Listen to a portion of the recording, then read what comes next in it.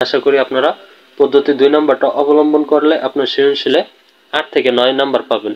Hello বন্ধুরা, নতুন একটি ভিডিওতে আপনাদের সবাইকে স্বাগতম। আপনাদের পরীক্ষা 10 তারিখ থেকে শুরু হতে যাচ্ছে, তাই আজকের এই ভিডিওটি আমরা সৃজনশীল কিভাবে লিখলে আপনারা পরীক্ষায় 10-এ 10 পাবেন সেই বিষয়টি নিয়ে আলোচনা করব। তাই আজকের এই ভিডিওটি প্রথম থেকে শেষ পর্যন্ত দেখবেন। আশা করি আপনারা সৃজনশীলে 10-এ 10 পাবেন। তো কথা না বাড়িয়ে চলুন আজকের ভিডিওটি শুরু করা যাক। তো আপনারা স্ক্রিনে যে দেখতে পাচ্ছেন, যে লেখাটা দেখতে পাচ্ছেন সেটা যদি আপনারা মেনে চলেন, আশা করি এখান থেকে আপনারা উপকৃত হবেন। তাহলে আমরা সৃজনশীল লেখার নিয়মে আমরা যদি প্রথমে লিখি যে প্রথমে আমাদের একটা প্রশ্ন আসে যে আমাদের একটা পেজে আমরা কয়টা করে লাইন লিখবো, এটা কিন্তু অনেকেই জানে না। তো আপনারা প্রত্যেক পৃষ্ঠায় আপনারা লিখবেন 14 থেকে 15 লাইন লেখার চেষ্টা করবেন, এর বেশি লিখবেন না। 14 থেকে 15 লাইন লেখার চেষ্টা করবেন। এরপরে যে প্রশ্নটা আছে সেটা হচ্ছে যে প্রতি লাইনে তাহলে আমরা কতটি শব্দ লিখতে পারি।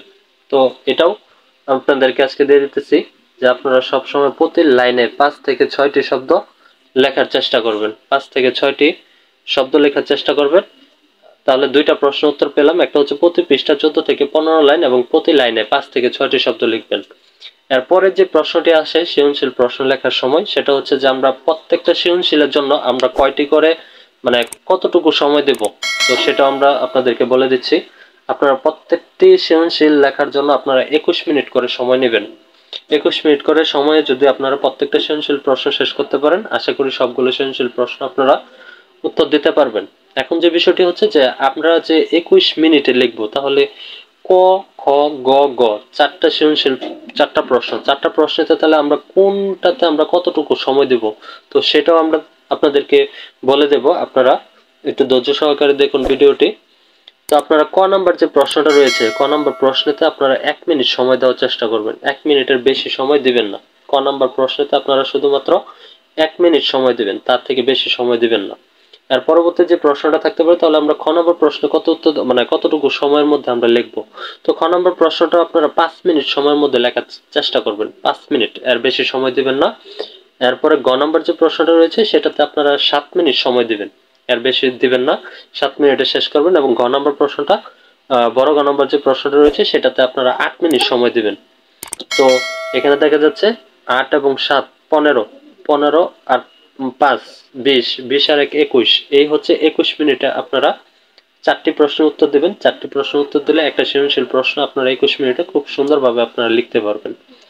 এখন বিষয়টা হচ্ছে এই এই পদ্ধতিটা অবলম্বন করে আপনারা লিখতে পারেন। আশা করি এই পদ্ধতিতে আপনারা যদি লিখেন তাহলে অবশ্যই সৃজনশীলে 10-এ 10 পাবেন। এছাড়াও আমরা আরো দুইটা পদ্ধতি আপনাদেরকে দেখিয়ে দিব, তো আপনারা একটু আমাদের সাথেই থাকুন। এই যে আপনারা যে স্ক্রিনে দেখতে পাচ্ছেন, এখানে দুইটা পদ্ধতি রয়েছে, কিন্তু একটা হচ্ছে পদ্ধতি 1 এবং আরেকটা রয়েছে পদ্ধতি 2। তো আমরা পদ্ধতি 1 যদি দেখি, পদ্ধতি 1 যদি আমরা একটু দেখি, যে এখানে দেখতে পারবেন পদ্ধতি 1-এ প্রথম যে ক এবং খ, ক এবং খ নং প্রশ্নের জন্য আপনারা 1 পেজের মধ্যে ক এবং খ নং প্রশ্নের উত্তরটা দিবেন। এবং গ নম্বর প্রশ্নের উত্তরটা দিবেন আপনারা 1 পেজে। ক এবং খ 1 পেজে দিবেন, গ নম্বর প্রশ্নের উত্তরটা দিবেন 1 পেজে। এবং গ নম্বর প্রশ্নের উত্তরটা যদি আপনারা 1 পেজে দেন, তাহলে বিষয়টা বুঝছেন। তাহলে কয় পেজ হলো? একটা সৃজনশীল প্রশ্ন লিখতে গেলে 3 পেজ। 3 পেজের মধ্যে যদি আপনারা একটা সৃজনশীল প্রশ্ন শেষ করেন, তাহলে আপনারা আশা করি আপনারা সৃজনশীলে 7 থেকে 8 নাম্বার পাবেন। 7 থেকে 8 নাম্বার প্রত্যেকটা সৃজনশীলে পাবেন। এটা হচ্ছে পদ্ধতি 1। এবং আমরা পদ্ধতি 2টা যদি অবলম্বন করি, সেটাও একটু দেখুন। পদ্ধতি 2 সেটা যদি আমরা অবলম্বন করি, ক এবং খ 1 পেজের মধ্যে লেখার চেষ্টা করবেন। গ নাম্বারটা আপনারা 1.5 পেজে লেখার চেষ্টা করবেন। 1.5 পেজ মানে 1 পেজ আর অর্ধেক পেজ। আর গ নম্বর প্রশ্নের উত্তরটা আপনারা লিখবেন 1.75, অর্থাৎ 2 পেজের একটু কম এবং 1.5 পেজের একটু বেশি। এভাবে যদি আপনারা পরীক্ষার সময় লিখেন, আশা করি আপনারা পদ্ধতি 2 নাম্বারটা অবলম্বন করলে আপনার সৃজনশীলে 8 থেকে 9 নাম্বার পাবেন। তো আপনারা কোন পদ্ধতিতে লিখবেন সেটা আপনারা অবশ্যই সিদ্ধান্তটা পরীক্ষার আগে নেবেন, নিয়ে আপনারা সেই পদ্ধতিতে সবগুলো পরীক্ষা দেওয়ার চেষ্টা করবেন। আশা করি 1 নম্বর পদ্ধতিটা অবলম্বন করলে আপনারা সেখান থেকে আপনারা কিন্তু 7 থেকে 8 নাম্বার পেতে পারেন। এবং 2 নম্বর পদ্ধতিটা অবলম্বন করলে আপনারা 8 থেকে 9 পেতে পারেন।